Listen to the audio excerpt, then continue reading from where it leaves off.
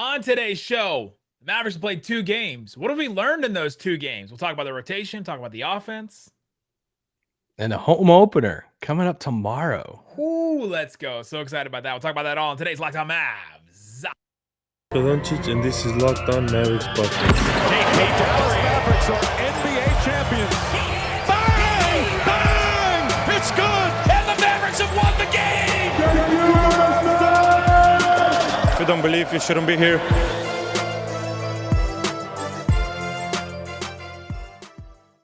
And welcome. You are locked on to the Dallas Mavericks. My name is Nick Angstadt, media member and coordinator for the Locked On Podcast Network. And joining me, as always, my co-host, contributor, and writer at Mavs.com. The Monday man, the one we're thinking. What you got for me, Isaac Harris? Mavericks are 1-1. And I'm not even gonna acknowledge that. Nick I will. Nick I was gonna say you have to now that you acknowledged it. Nick has a Bengals hat on, and it was a cute moment today. Fun little moment for the Bengals. They've never beaten Lamar in I his hate whole. how you say it, Bengals. They've never beaten Lamar before in his career. So True. at some point it needed to happen. And I think I hope so. Lamar was just like, all right, I think we should just let them win one. No, they 41-17. They put it to Baltimore, man. Yeah, if you don't know, I grew up in Cincinnati, so I'm a Bengals fan, and Isaac's a diehard Ravens fan. So we go back and forth, and we enjoy going back and forth with each other. Although you did deny my FaceTime request right after the game today. I was in mourning, and you FaceTimed me, and I'm like, I know exactly why you're FaceTiming me, and I'm like, I'm not answering. I was not going to say a single thing. I was just going to stare at you wearing this exact what I'm wearing right now. And then that's when I threw out ideas for the pod tonight. And Nick was like, no. And then like hours later, text back and said, hey, so I think we're going to do one of those ideas. I'm like, well, screw that. I've missed my window of homework. Nap time is over with the kids. I ruined it. Welcome. Thanks for making Locked On Mavs your first listen every single day. Remember, Locked On Mavs is free and available on all platforms, including YouTube, where you can watch me with my orange and black right now. Excited about that. We're kind of both orange and black. Halloween week. Let's go Halloween week. I'm excited about how carved some pumpkins today. Oh, that's fun. It was good. All right, let's get into today's episode. So we are going to talk about the Dallas Mavericks offense. What have we learned so far about the Mavericks? We'll start with that, and then we'll get into the starting lineup, the rotations, things like that we've learned through 2 games. It's been 2 games, so it's, of course, the caveat of it's too early, but that's basically the game we're going to play today.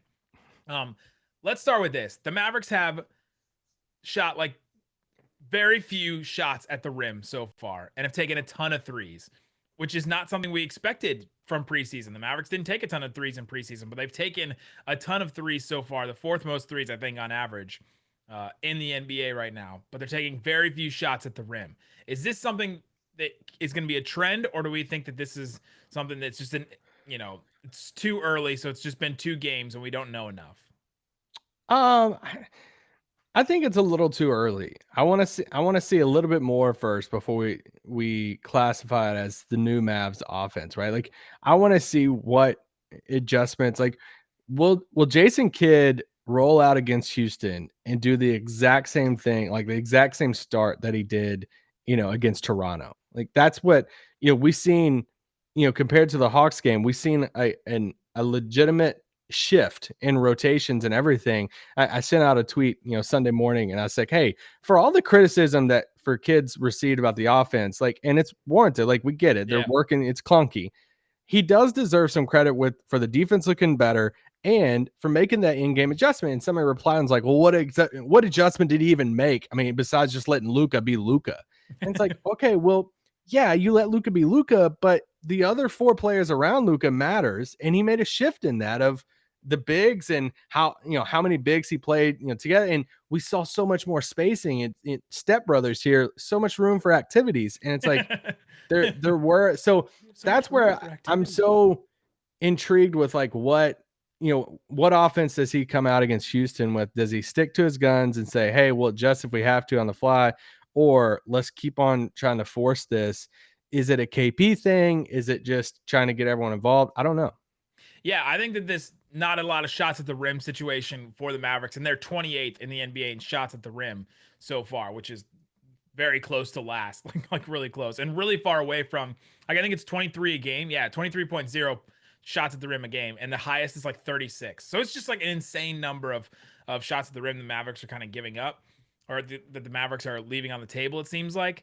And I think it's a symptom of this lack of spacing, what we've been talking about over the last couple of days after the first game, and then especially, definitely after the Hawks game, and then after the Raptors game a little bit too, where the Mavericks, although they are taking threes, they're taking a bunch of threes. There a lot of them are contested, and so now you have, and the way that it's set up with the multiple bigs and things like that, you have guys drive to the rim, and then there's somebody else there because somebody else's defender has gotten off of that player, and then they've now double teamed, the driver, and so I think that number is a symptom of this lack of spacing. And so it is going to be interesting to see what Kidd does in the future. We saw that adjustment and that change in the Raptors game, and I think that helped that. Guys are able to get to the rim a little bit more freely. We saw a bunch of Luka like drives and finishes at the rim, the reverse layup stuff that he was doing. I think he got a couple of those off.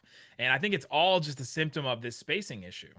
Yeah, I just did some quick look up on synergy here. So this season so far, just two games. Guys, I get it. Okay. I get the two games thing. We should just say these two games instead of this season. My Lord. It's like the amount of people who just like will tweet or DM, hey, it's only been two games. Like, okay, well, we freaking talk about the Mavs every day, so we got to talk about something, right? The head coach did that to us. The head coach did that to me like 2 days ago. I'm sorry, Nick, that you thought I should play more. So, I have to apologize that you felt that he should have played more. By the way, if you missed that, Jason Kidd kind of clapped back at me. We put it in the episode over the weekend, and we also had our post-game pod from the Raptors over the weekend. So go listen to that or watch it on YouTube. But here's the stat that going along with your around the basket percentages here. So this season so far, 2 games on synergy, they have a below average rating, which is not very good, shooting at 48% around the basket. Last year, excellent rating. For a full season, yeah. Yeah, for a full season, excellent rating, 61% around the basket. They were second in the league in shots around the basket. Obviously, it's a full season compared to 2 games this season, but that's like last year there was space for days. Like that opens up the lane. It's not just, I think some people think like, oh, okay, the space just allows you to find the open 3 every time. That's great, but it's how many of those, like look at the second half of the fourth quarter of the Raptors game. I rewatched the whole second half on Sunday, and I was like, my Lord, like what? How do you look at this and go away from it? Like because there's just so much space, and Luka had multiple layups, and when he didn't have a layup, Maxey had a 3, Tim had a 3, and when KP was out there, he was on the perimeter more instead of inside, but it just opens up everything. Therefore, like their around the basket numbers, your percentages go up. The other thing from this is, the Mavericks not taking a ton of shots at the rim and not being efficient at the rim in those shots they're taking either, that Isaac just mentioned, is that everyone outside of Tim Hardaway Jr. and Brunson have just sucked from 3. Like just absolutely been awful, including Luka, but KP, everybody basically has just been terrible from 3. KP, Dorian, and Maxey, actually Dorian 1, KP 2, Maxey 3, have missed the most wide open threes in that order. Dorian has missed a bunch of open threes. He's not been great from 3 for these first 2 games. And so I wonder if they're missing those threes, they're open threes, but they're missing those threes. Then all of a sudden defenders don't think that they have to, guard them out at the perimeter. It leads to the lack of spacing. And so that's where you get this contradiction of, okay, you have a ton of threes being taken, but you also don't have space. And then you're also not taking shots at the rim. It just seems like this oxymoron of a situation after these 2 games. Yeah. And even, they are just, I know some people threw out there, it's like, hey, Kidd after the Hawks game said, hey, we like some of our shots, we just didn't make them. And I know some people were like, is it really just that? Is that like kind of the, the more confident league? Yeah, it's more of the confident way of taking a loss. But there is a little bit of like truth to that in the sense of you look at unguarded shots, according to Synergy, unguarded shots over these first 2 games, they're below average in that, 25th in the league at 30%. 30% at unguarded catch and shoot shots. That's bad. That's going to correct itself, right? I mean, For sure. you hope that does correct itself. Absolutely. All right, coming up, let's get into some more thoughts about the offense. What have we learned? There's one thing we thought going into the season specifically, we are going to see a lot more of that 2 games in, we have not seen barely at all. And so we'll Reggie talk about Bullock. We've already talked about him, but yeah, we'll talk about that coming up. But before we do, let me tell you about a brand new way to play daily fantasy, and it's made super easy. It's called Prize Picks. It has the best NBA daily fantasy prop game on the market. Prize Picks offers more NBA props than any other daily fantasy prop operator and offers all the superstar players as well as the Reggie Bullocks of the world, the bench players, the ones that maybe aren't getting as much play as you think that they should, and then eventually have to apologize to the head coach about. I have to apologize that you felt that he should have played more. You can pick Reggie Bullock in Prize Picks on certain given nights. Prize Picks, you basically pick a prop. So let's say it's Reggie Bullock points. Let's say it's 10. You pick an over-under. Say, all right, under 10 points because Jason Kidd's not playing him. Okay, do that. Combine that with Luka points over-under. Maybe it's 25 some night. And you're like, oh, he's definitely getting more than 25 points. Pick that over. Prize Picks will give you the odds for that. And then all of a sudden you can win even more money. There's multipliers, all kinds of good stuff with Prize Picks. Just go check it out. Just go sign in, create an account, and then go try some stuff. Right now, if you deposit $100 and you use the promo code NBA, they will match that $100 100%. They will give you another $100 to use. Prize Picks. Use the promo code NBA. PrizePicks.com is daily fantasy made easy. Also, something that's not easy is finding a way to watch the Mavericks this year. I'm seeing Reddit threads and I'm seeing people tweeting every single day. How can I watch this Mavericks team?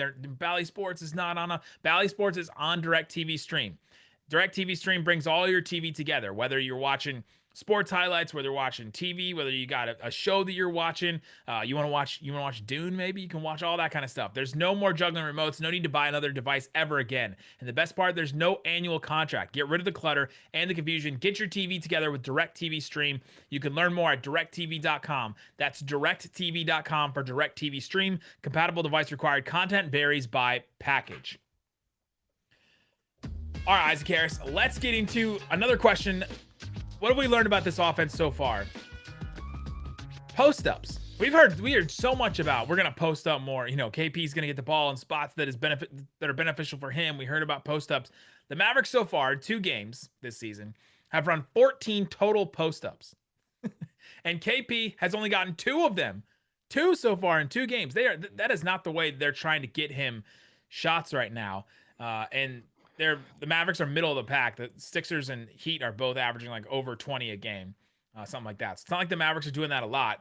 Dorian has more post-ups right now than Porzingis, and it just happened in that Hawks game where he got 3 because they were trying to attack Trae Young. And so that's a number that we've been thinking about a lot. Are they going to try to force KP and feed him in the post and things like that? And they haven't so far. It seems like more of his shots, at least in 2 games, are coming from face-up and from catch-and-shoot stuff.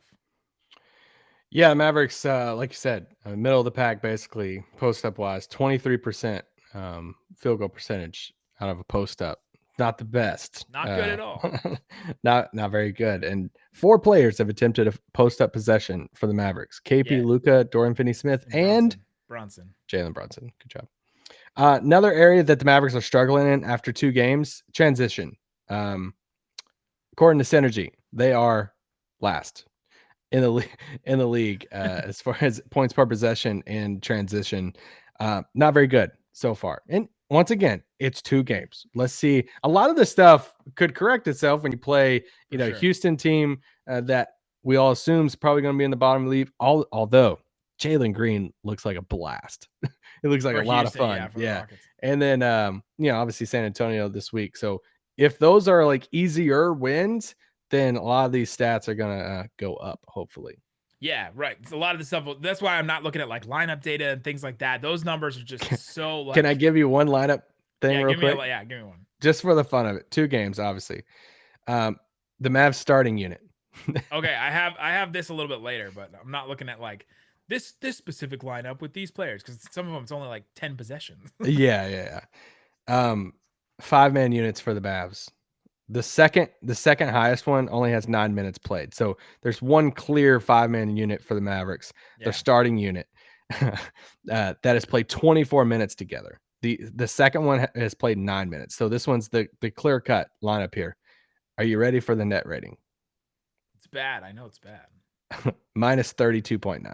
That's not good. That means they're 32.9 points per 100 possessions worse. If they played an entire game, essentially, they would lose by 33. Offensive rating in those 24 minutes, 79.6. Yeah, it's not good. It's small sample size theater here. We know this. We've prefaced this a But lot. basically, it means that they were awful offensively in 2 games, which we all know, basically.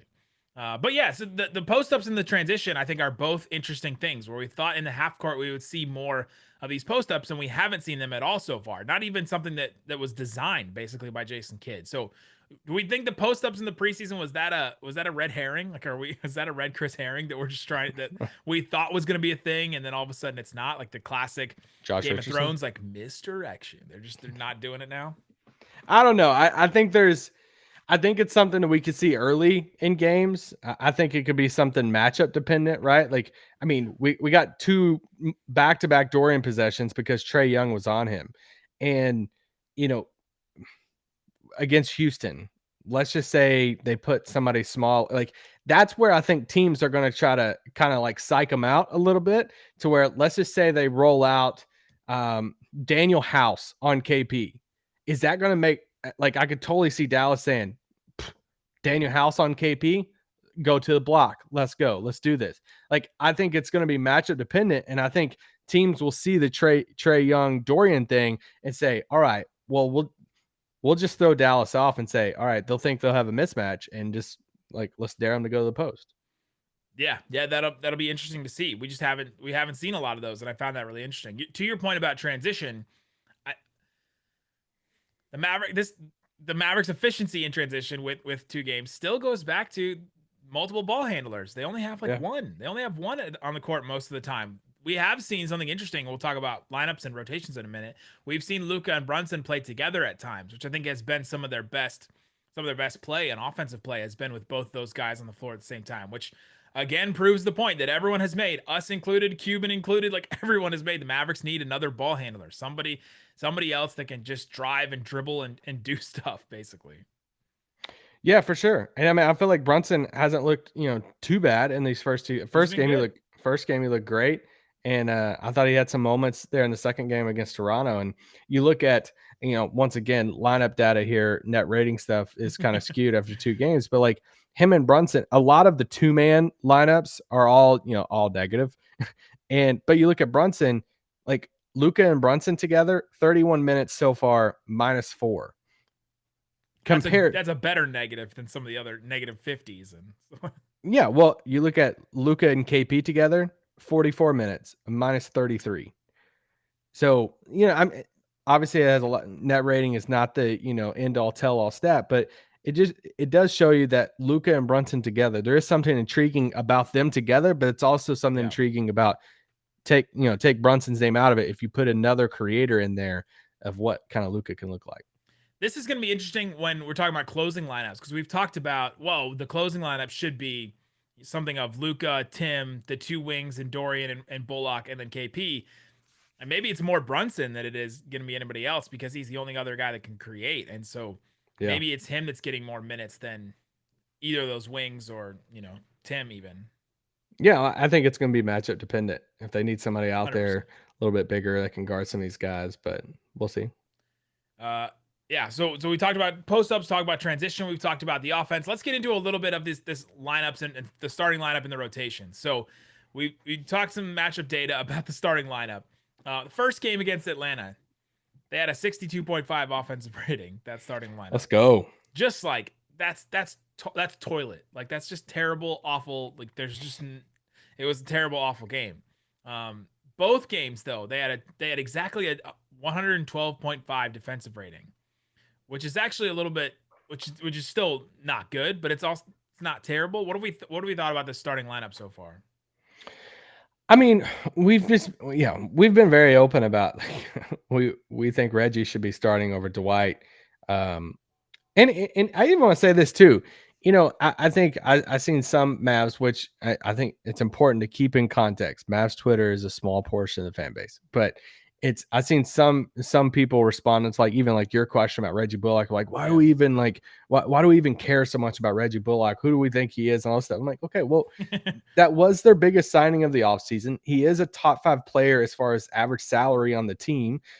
So it's like that, we took this offensive system last year that had all this space alongside Luka and said, all right, if they could upgrade or add some depth along the wing, and it's like they went out and did that with Reggie Bullock, Sterling Brown. We were all kind of excited about that. It's like, hey, these like upgrades on the wing there, and then they're not playing as much. So because they want to go big. So it is something worthy of like digging into. Like I read Tim Cato's athletic piece after game 1, and he even had it as a note on there. It's like Reggie Bullock. He was even confused, like why Reggie Bullock only played 15 minutes in game 1. So it's like, it is a conversation worth having. Not saying that if Reggie plays 30 minutes that, this whole thing is, is changing, but there's just a difference whenever you go back to the Toronto game. You have all this, it looks clunky in the first half. They go to that second half, third quarter, they're down, but they make this run, right? And KP and Dwight's out there for the run. They click. They shift a little bit of things. They start bringing Dwight up higher. The screens are higher up, earlier in the possession there. It gives them way more space. KP's more spread out on the wing compared to roll into the basket. There's a possession in the first half to which Dwight and KP both roll to the rim. And Luka is like driving. It's like, what is happening? And if somebody sees a screenshot of that, send it to me. I haven't seen it. So, but it reaches a point though, those. After they make the run, they take the lead, and then they take them out. And instead of putting Willie and Brunson in, Jason Kidd puts Maxey and Brunson. And from that point on in the third quarter, we never see KP and Dwight together again. And it's just this. It's like one big out there, one of either Dwight or KP, but then it's like Maxey by himself at times, and then Maxey's playing with Dwight, then Maxey's playing with KP. That's the adjustment Kidd made that opened up more of the offense, and that's where he deserves a little credit for that. To go back to the lineup that worked last year with with spacing, right? Like it's something where you go, do you give him credit for adjusting, trying to change something that worked last year, and like. All right, I broke something and then I fixed it. Okay, do you get credit for fixing it, or you know what I mean? So coming up, let's get into more about the rotation and more about this starting lineup. What about this starting lineup makes it not work offensively so far, and what have we seen that we can prove basically that this is why it's failing, and what would we like to see that's different? We'll talk about that coming up. But before we do, let me tell you about Built Bar. Built Bar is a protein bar that tastes like a candy bar. It's not a candy bar. It's a protein bar. I just want to make that very clear that it is a protein bar. And just like on their website, 100% real chocolate, 100% delicious. Totally agree with that. They are. Right now, Coconut Marshmallow Puff is a new bar that's out right now. They have Blueberry Muffin available to the public. We got those in the mail. Yep. I enjoyed that one. Rocky Road still available. So many other stuff. The Mint Brownie, though, that's the solid, always going to give you. This is the 20 and 10 bar, basically, right? Like, it's not blowing you out of the water with some stats. This is like the Zach Randolph 20 and 10 every single night.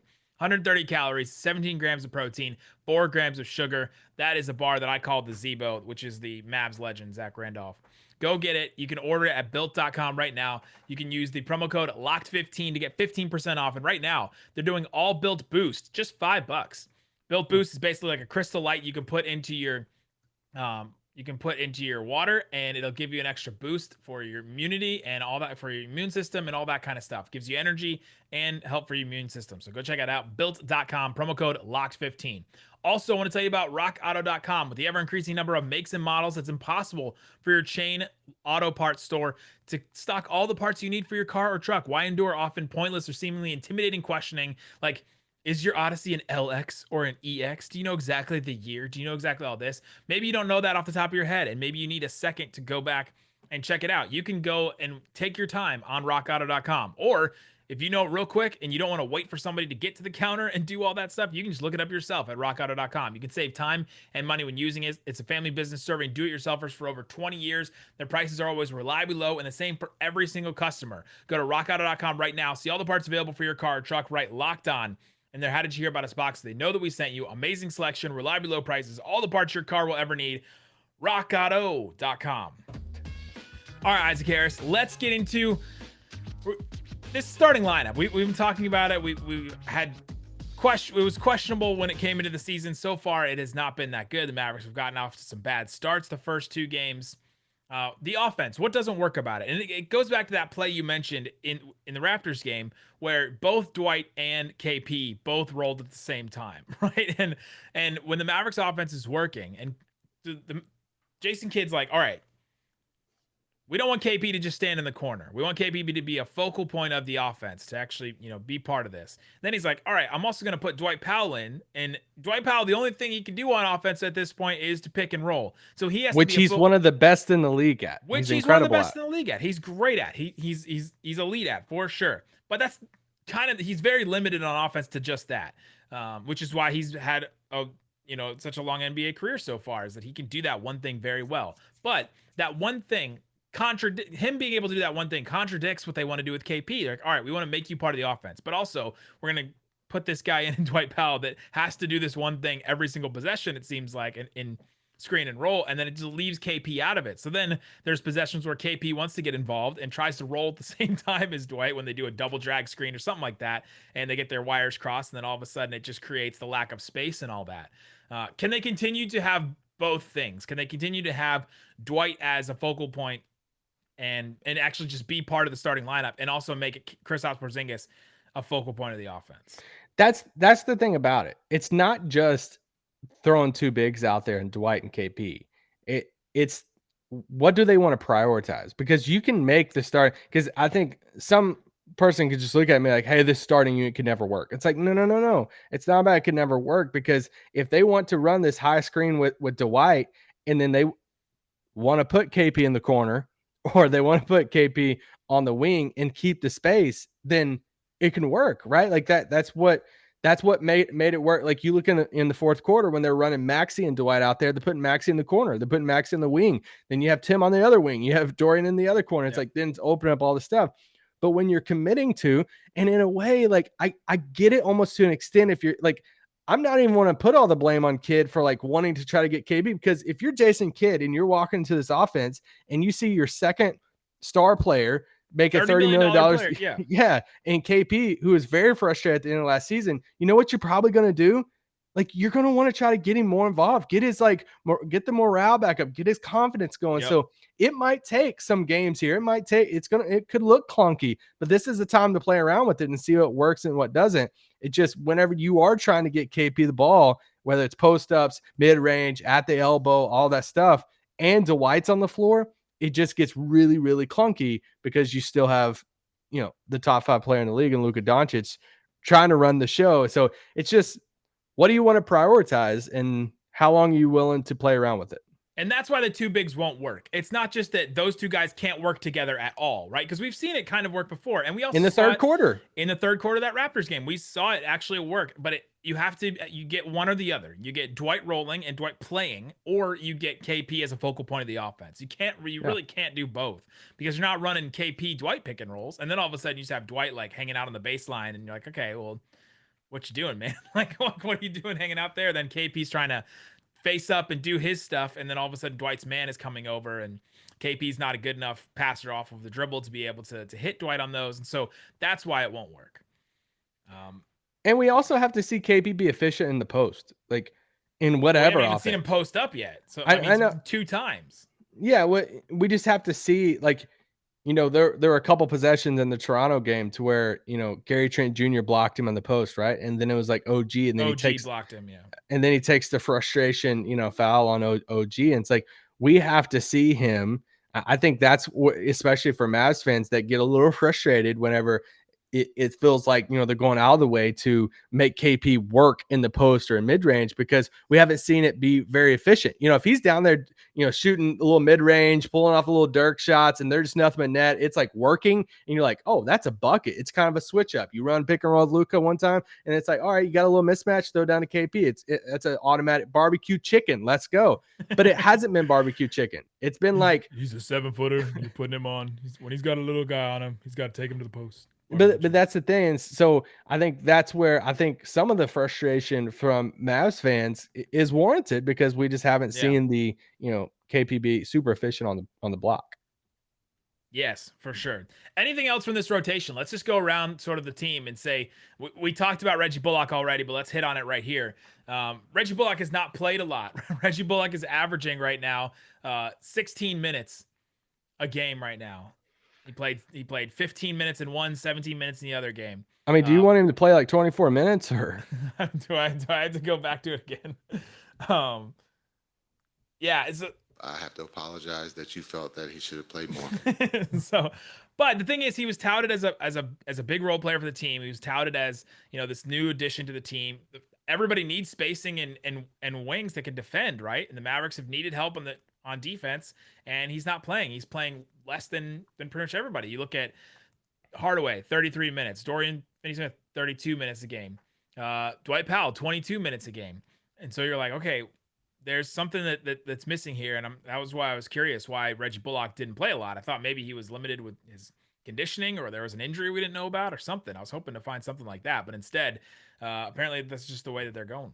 Yeah, well, I mean, more minutes for them is only going to come a couple different ways, right? It's either they start to go a little bit, more small at times, and Dwight's not playing as much, or they look at Luka's minutes right now, which he's averaging 38, 39 minutes a game right now, like 37, yeah. Yeah, I mean, so they look at that, they look at Brunson's, and they, try to stagger, those two guys a little bit, and then put Reggie out there a little bit more. Maybe, try to put Sterling Brown. What's Dorian averaging right now? Probably 35, 36? Yeah, 32, yeah. So, I just think as long as they're committed to playing two bigs a lot, that we're probably not going to see Reggie, break the 20-minute, a game mark. We're not probably going to see Sterling Brown play 15 minutes. They're probably going to hover around that 15 to 17 and then, that 10 to 12 mark. Which is to Kidd's point that he made to me when I asked the question, you can go watch it on YouTube, is that Sterling, they're still trying to figure stuff out. It's still early, and that's the thing they have to figure out is can they continue to play these two bigs, or are they going to play wing heavy? Yeah. And when they play wing heavy, or we're talking about these wings and Sterling Brown and Reggie Bullock not even getting minutes. Like Josh Green is so far down the depth chart right now the way the Mavericks are playing. No. He's just not going to get any time at all unless it's garbage time again. No. At all. Yeah, and I want to see, some difference between Rick and Jason Kidd. Rick would run 10, 11 deep at times and get some guys playing time here and there. Kidd's running kind of a tighter rotation. Will that open up some? If they blow out Houston and it's blowout theater in the fourth quarter, we'll see some guys. But right now, it looks like it's pretty tight rotation. Yeah, so this is all just interesting stuff we think we've learned so far about the rotation, starting lineup, Mavs shot selection, things like that. 2 games really early. I'm sure this Houston game we'll learn a lot. We'll talk about that tomorrow. But guys, thanks so much for listening to Locked On Mavs. Peace out. Boom.